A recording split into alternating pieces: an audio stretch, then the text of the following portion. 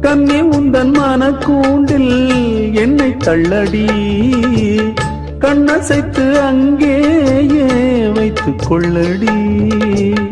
மந்திரத்தை மாற்றாமல் கற்றுக் கொடுத்தால் விந்தைகளை ஏராளம் சொல்லித் தருவேன்.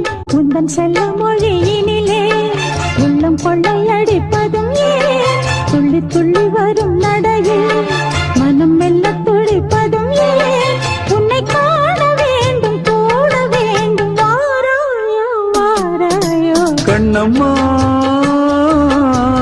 காதல் என்னும் கவிதை சொல்லடி, உன் பிள்ளை தமிழில் கண்ணம்மா.